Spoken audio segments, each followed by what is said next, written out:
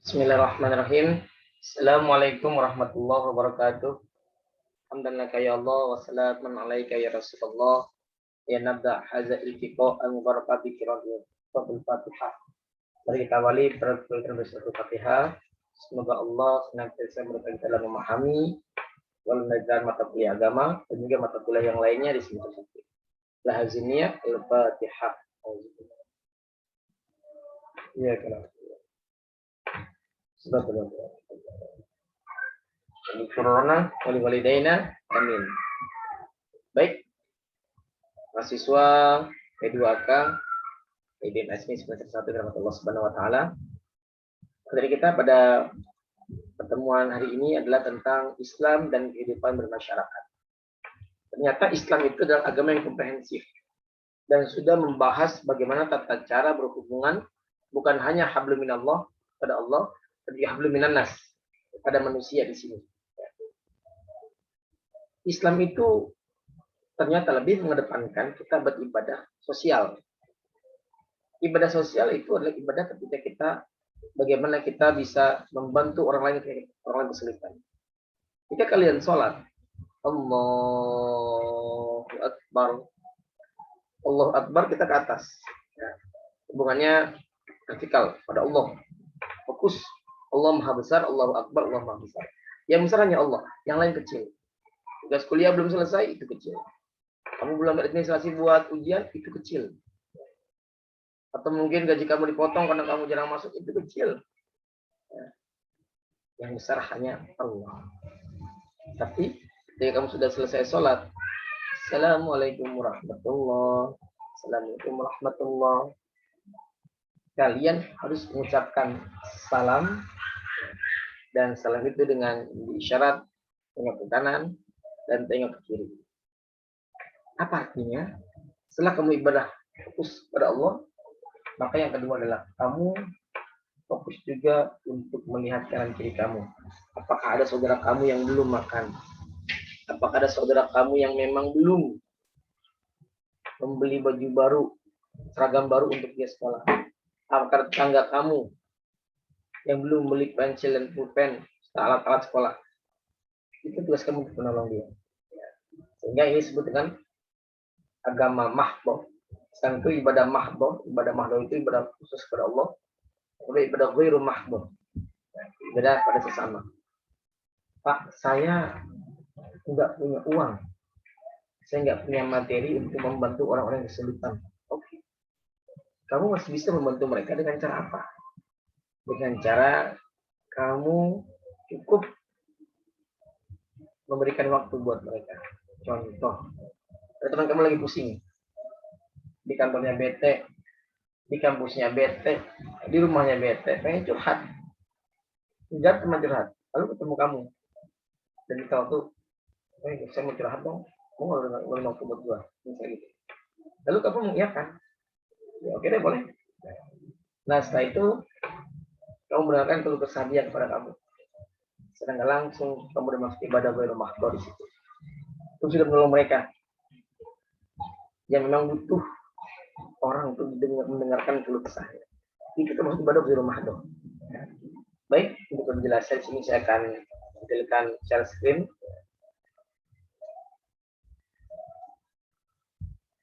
Oke.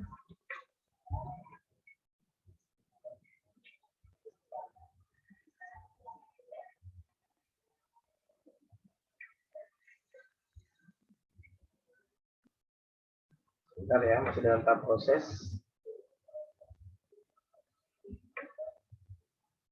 Oke.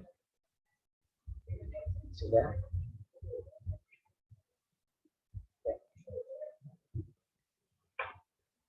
Pendahuluan, di era modern ini arus globalisasi semakin kuat. Kebebasan dan keberlangsungan dunia telah menyilaukan umat Islam. Ini tampak dengan mulai bergesernya keimanan umat Islam. Terlebih di Indonesia, sebenarnya hal ini berawal dari pemahaman bahwa Islam yang dipahami dengan sholat dan berpuasa. Tadi hanya ibadah mahdoh aja kepada Allah.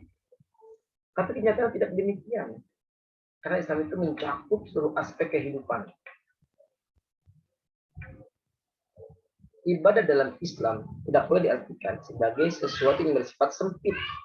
Biasanya berkisar sekitar ibadah mahdoh atau ritual saja. Namun ibadah dalam arti sungguhnya yang begitu luas. Itu setiap aktivitas manusia yang disesuaikan dengan kehendak Allah selama 24 jam. Karena Allah telah menegaskan kepada manusia bahwa satu-satunya alasan hidupnya di dunia adalah untuk beribadah. Wa khalaqtul jinna wal insa illa liya'budun. Namun apabila ibadah hanya seputar sholat dan ritual yang lainnya, maka bagaimana dengan segmen hidup manusia lainnya? Ekonomi, politik, budaya, pergaulan, dan lainnya. Apakah itu bukan ibadah? Kamu kuliah di IBM asli, desain ekonomi, keuangan, akuntansi, dan sebagainya. Ini juga ibadah. Ya kamu nanti kerja di suatu perusahaan, menjadi accounting, ya. Lalu kamu mungkin jadi kasir di bank. Kamu menjadi seorang kasir yang jujur, accounting yang jujur. Itu ibadah, buat kamu. Atau kamu interest dengan dunia politik. Setelah kamu S1 di sini, kamu masuk dunia politik. Ada di asli yang sekarang jadi anggota DPR itu ada. Lalu kamu masuk politik. Nah, kamu menjadi anggota dewan, kamu meloloskan pasal-pasal, ya, undang-undang yang bisa menyemarakan syiar Islam. Atau ketika ada undang-undang yang mendiskreditkan umat Islam, kamu cut. Kemarin ini kami kecolongan ketika kasus LGBT itu mau disahkan. Kalau saja LGBT itu disahkan, saya nggak bisa bayangkan coba. Nanti di KUA itu ada dua. Kantor urusan agama itu ada dua nanti. Kantor urusan agama yang normal, laki menikah dengan perempuan, perempuan dengan laki, dan KUA yang khusus LGBT. Jadi laki-laki tercatat juga perempuan. Itu ngaco ini. Nah, kamu yang terus ke sana, dakwah dalam dunia politik, kamu jihad dalam dunia politik, dalam dunia budaya, dan lain sebagainya. Ini disebut dengan Islam kafah. Islam secara keseluruhan sebagai bentuk penghambaan total kepada Allah dengan disampaikan Allah dalam Al-Quran. Udkhulu bisilmi kafah.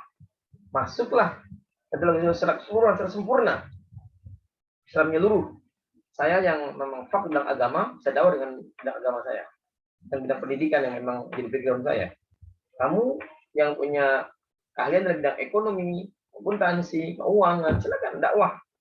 Berjuang dengan jalan kamu. Kamu yang masuk di manajemen transportasi laut, silakan dakwah dengan transportasi laut kamu. Kamu menjadi seorang manajer di situ yang jujur dan tidak menzalimi awak kapal dan lain sebagainya. Jadi tentu kafah seluruh. Jadi yang dibatasi bahwa yang namanya Islam itu ibadah, sholat, puasa, zakat. Oleh karena itu, jadinya bagi seorang muslim, setiap aktivitasnya baik seperti sholat, zakat, puasa, haji, bekerja, berinteraksi dengan manusia lain, berekonomi, berpolitik, dan berpemerintahan adalah ibadah yang harus diselesaikan menurut solusi yang telah diberikan oleh Allah Subhanahu wa taala dalam Al-Qur'an surah Baqarah 108. Ayo iman, masuklah ke dalam Islam secara keseluruhan. Dukhulu fisilmi kafah. Oleh karena itu, miris sekali melihat keadaan muslim saat ini. Mereka mengaku sebagai seorang muslim, mengucapkan syahadat, dan memiliki bahkan membaca Al-Quran. Namun Al-Quran tidak menjadi suatu bagi mereka kecuali hanya sekedar pajangan di ruang tamu atau di atas lemari. Al-Quran yang bertanda bahwa mereka adalah orang muslim dan muslimah. Ada sebagian dari kaum muslim yang selalu membawa Al-Quran kemanapun mereka pergi, membaca ketika selesai wirid dan zikir. Namun sayang, apa mereka baca tidak dipahami dan dimengerti. Ada lagi sebagian kaum muslim yang mengatakan mereka tidak dapat memahami dan mengaplikasikan ajaran Islam. Islam menjadikan ilmu-ilmu teori, padahal apapun yang terkait dengan Islam tidak lain untuk diaplikasikan mencapai kehidupan yang hakiki. Saya menyuruh kalian untuk membaca Al-Quran. Apa tujuan saya?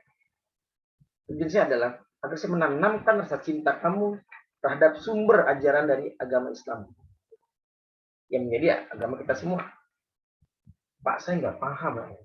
Urusan paham itu belakangan. Tugas kamu membaca dulu.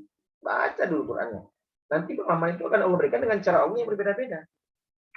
Yang penting cinta itu terhadap Al-Quran, senang terhadap Al-Quran. Saya sudah bikin list terhadap Al-Quran. Nanti di situ membuat kamu interest Al-Quran.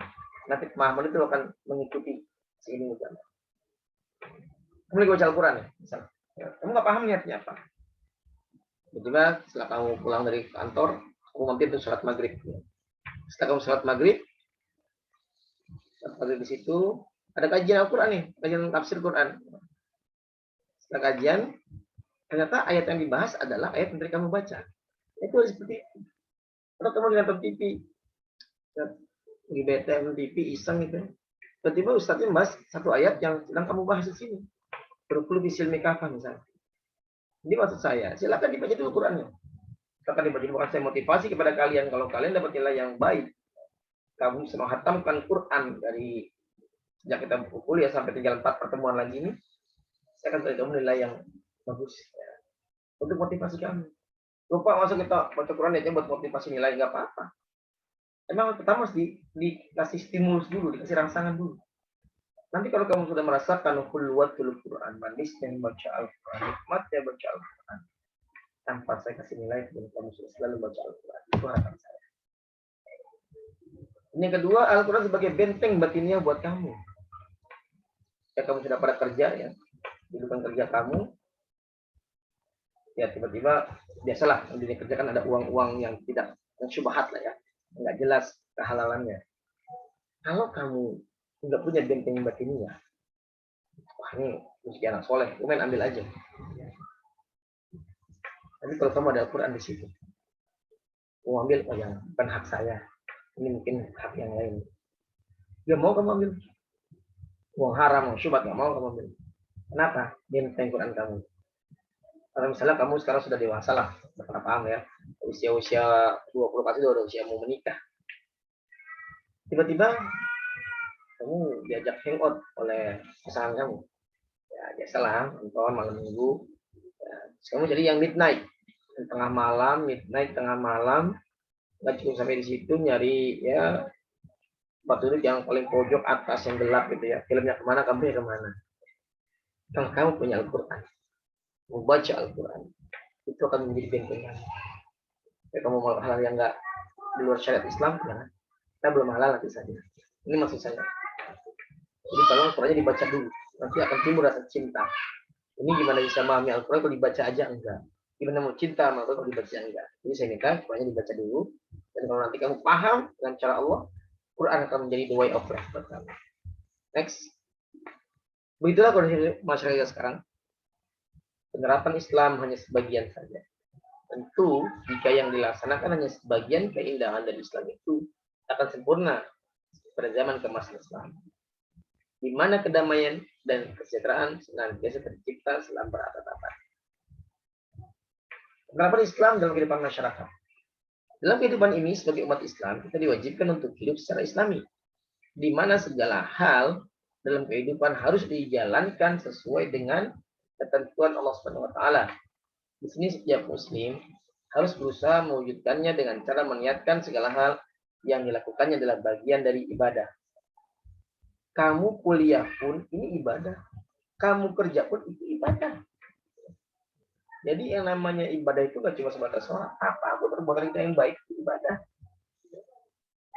Jadi kamu yang dari pagi bekerja itu ibadah. Itu jihad kamu. Ladang jihad kamu di pekerjaan kamu itu.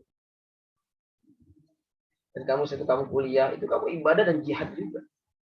Jadi setiap perbuatan yang kebaikan itu ibadah.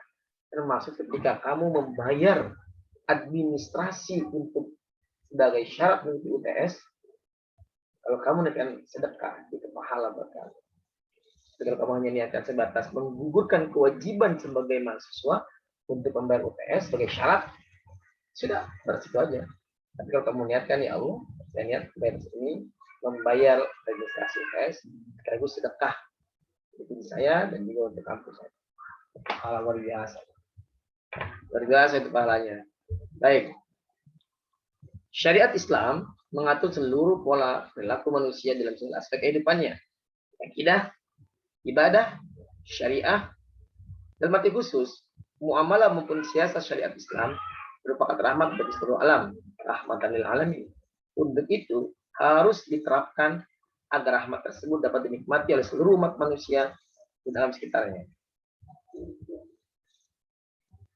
Penerapan syariat Islam secara benar akan melahirkan masyarakat Islam dengan sistemnya yang khas.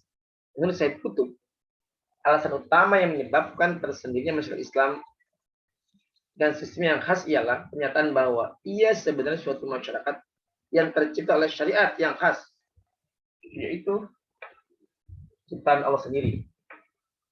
Islam adalah jalan hidup, way of life, yang dihadirkan untuk umat manusia sebagai solusi. Keislaman seorang tidak cukup hanya dengan ucapan syahadat saja.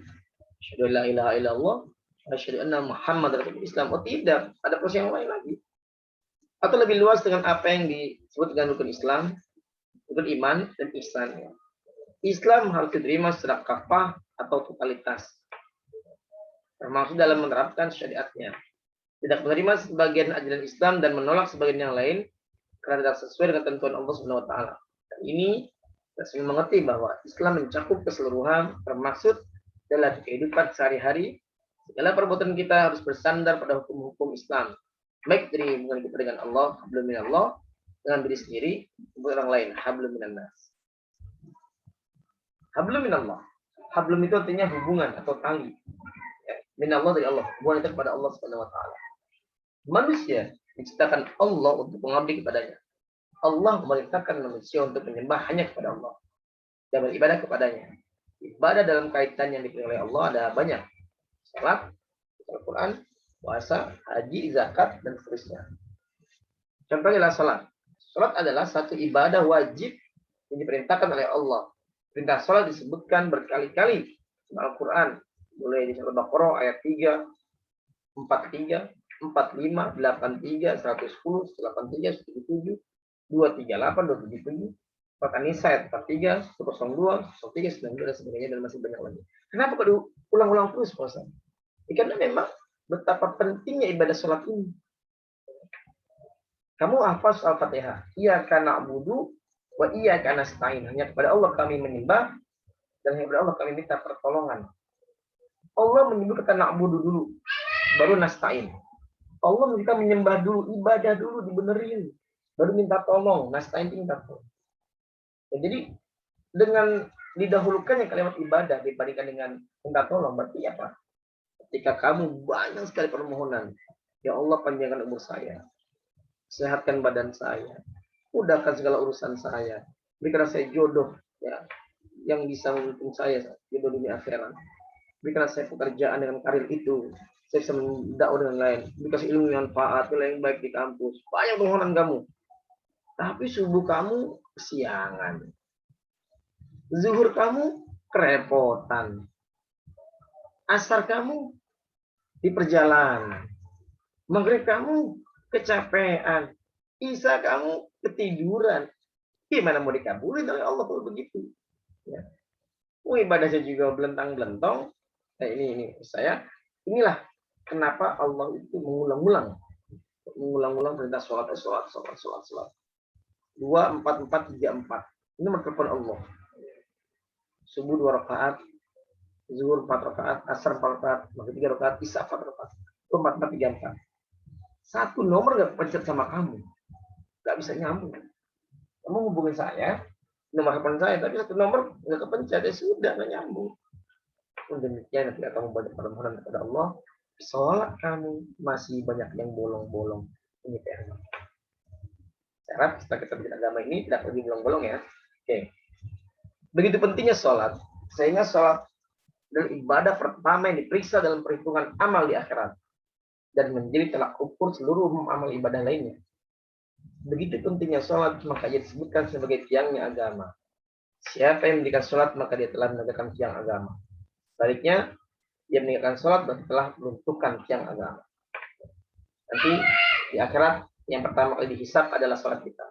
Kalau kita bagus, maka puasa kita bagus, baca kita tidur Quran kita bagus, sedekah kita bagus, dan ibadah kita bagus. Tapi kalau sholatnya belentang-belentong, maka semuanya dianggap belentang-belentong juga. Apa itu belentang-belentong ya? Ya pokoknya nggak disiplin lah. Maka semua ibadah dianggap nggak disiplin. Baca Al-Quran. Semua orang tahu bahwa kitab suci umat Islam adalah Al-Quran. Di dalamnya ada hukum, aturan, doman yang harus dipatuhi oleh umat Islam. Al-Quran harus dibaca dan dipelajari.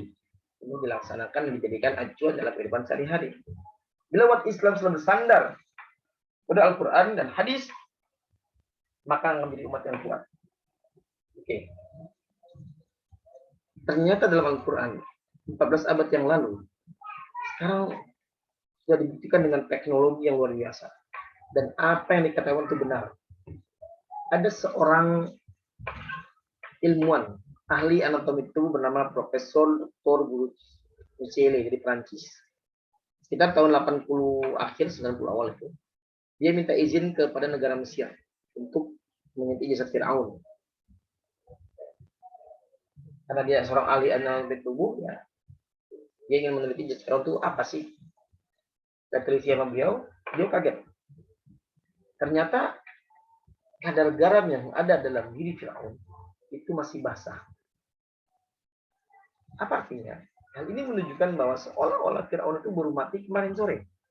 Ini masih basah kadar garamnya. Laut kan ada kadar garam ya kan, Fir'aun tenggelam di laut, ada kadar garam masih basah. Ini aneh nih, menjadi akal ini. Harusnya kalau orang yang tenggelam di lautan yang sudah berabad-abad yang lalu itu busuk dan badannya itu hancur. Ini kok enggak, malah badannya awet. Terus kadar garamnya masih basah. Ini ada apa? Lalu sang profesor ini dia meneliti, menghubungkan dengan kitab suci agama. Dia pelajari semua kitab suci agama. Hampir semua kitab suci agama menerangkan tentang tenggelamnya Fir'aun dan tentaranya. Semua kitab suci menerangkan itu. Akan tapi yang menerangkan tentang pengawetan jasad Fir'aun cuma satu, yaitu Al-Quran. Dengan ayatnya yawmanunajjika bi badanika litakuna liman khalfaka ayah. Dari ini aku selamatkan engkau hai Fir'aun jasadmu untuk apa? Litakuna liman khalfaka ayah. Untuk menjadi bukti orang-orang terdahulu bahwa loh, kalau kamu sombong mengaku Tuhan, ana rabbukumul a'la, Tuhan kamu yang paling hebat, ya aku mati. Karena melihat hanya Al-Quran saja yang membahas tentang pengawetan Fir'aun, sementara kitab suci yang lain hanya membahas tenggelamnya Fir'aun. Tenggelam dibahas semua ada, tapi pengawetan cuma satu kitab suci, Al-Quran. Makanya dia yakin ini bukan buatan Muhammad, ini pasti adalah oleh Allah Subhanahu Wa Taala. Jadi dia masuk Islam, syariat. Subhanallah, di Al-Quran itu. Ya. 1970 ada seorang yang mendapatkan gelar Nobel pengetahuan. Ya, saya lupa namanya siapa ya. Karena dia berhasil menemukan teori Big Bang. Teori ledakan besar di mana dulu langit dan bumi itu bersatu. Ya. Lalu terjadi ledakan besar. Nah, ledakan itulah mengakibatkan bumi dan langit terpecah. Lalu sekian-sekian itu menjadi galaksi, menjadi planet-planet dan seterusnya. Sampai sekarang. Penemu teori ini mendapat gelar Nobel saat itu. Tahukah kamu 14 abad yang lalu Islam sudah bahas ini. Inna fi khalqis samawati wal ardh kanata ratqan fa fataqnahuma. Sesungguhnya dalam ciptaan langit dan bumi karena itu bersatu. Kanata ratqan, bersatu artinya langit bumi satu. Fataqnahuma, maka kami pisahkan kedua dengan ledakan yang besar. 14 abad yang lalu kita sudah membahas ini. Jangan heran kita. Ya. Ada juga penemuan-penemuan yang lain. Ketika kemarin tuh ramai kan Neil Armstrong, orang yang pertama kali menginjakkan kaki di bulan. Itu bukan barang-barang. Bukan udah bilang kok. Surat Ar-Rahman, ya masyarul jinni wal ins in istaqatum an tanfuzu min aqtaris samawati wal ardi tanfuzu la tanfuzuna illa bisultan. Hai, kaum manusia dan jin. Gak cukup manusia doang, jin juga dipanggil sama Allah. Kamu bersatu nih. Bersatu. Kalau kalian semua bersatu, kamu mampu menembus langitku.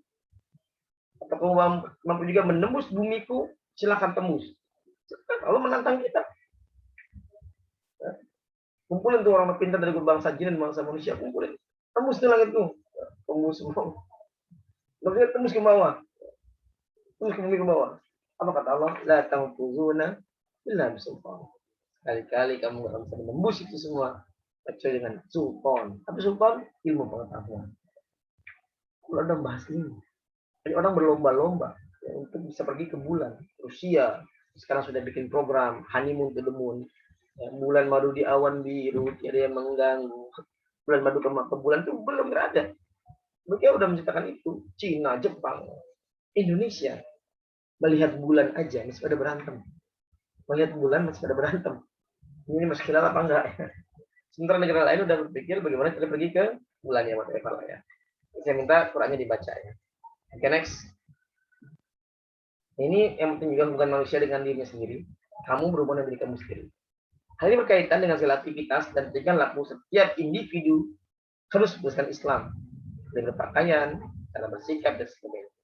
Adapun akhlak diri sendiri, diantaranya mencakup hal berikut. Satu, beralat terhadap jasmani. Ini dari menjaga kebersihan diri. Sebelum berangkat ngajar, sebelum berangkat kerja, berangkat kuliah kamu mandi dulu. Menjaga pola makan minum kamu, ya jangan semua makan kamu garis, ya. Kamu jaga ya kalau udah minum ya pagi minumnya jangan kopi, tapi minumnya ya, susu yang ini. Terus juga kalau minum kopi jangan campur dengan semangka, ini supaya ini kalau kamu makan juga harus ya makanan laut dengan makanan darat jangan digabung. Kamu makan daging ayam sama ikan bawal misalnya, ini nggak boleh karena percampuran makan darat dan laut ini nggak boleh. Iya, nanti tugas kamu untuk menjaga pola makannya. Tidak mengabaikan latihan jasmani, olahraga ya. Olahraga kalau olahraga sangat penting sekali. Ya, kamu mungkin sehari sibuk dengan kegiatan kamu, ya melakukan waktu berolahraga misalkan. Rupa diri ya, kamu yang perempuan terutama nih ya, kalau mau berangkat kerja ya dandan dulu. Ya perempuan udah seperti itu. Dandan dulu pakai minyak wangi, kadang-kadang dandannya sampai setengah jam ya, pakai jilbabnya juga buat anti badai segala macam, itu hak kamu ya. Yang laki-laki juga ya harus juga menjaga dirinya. Oke, next. Beralat terhadap akalnya, sendiri dari memenuhi akalnya dengan ilmu. Berpengurusan ilmu ini yang penting bahwa kamu harus dengan ilmu, karena dengan ilmu itu Allah akan mengangkat derajat kita. Allah akan mengangkat derajat orang yang mempunyai ilmu dan orang yang beriman. Maka ilmu kamu harus bisa kamu terapkan, nggak hanya cuma sebatas penguasaan ilmu, tapi juga penerapannya kamu punya dibandingkan keimanan kamu. Kalau orang punya ilmu tapi tidak diiringi dengan iman, apa yang terjadi? Maka dia akan menzolimi orang lain dengan ilmunya sendiri.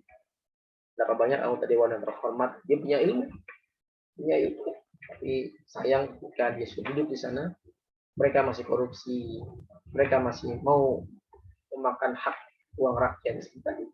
Kenapa itu? Bahkan dia orang pintar, karena dia nggak ada iman. Jadi dia seolah ketika mengkorupsi itu dia merasa bahwa itu tidak diperhatikan oleh Tuhan. Padahal semua itu Allah catat.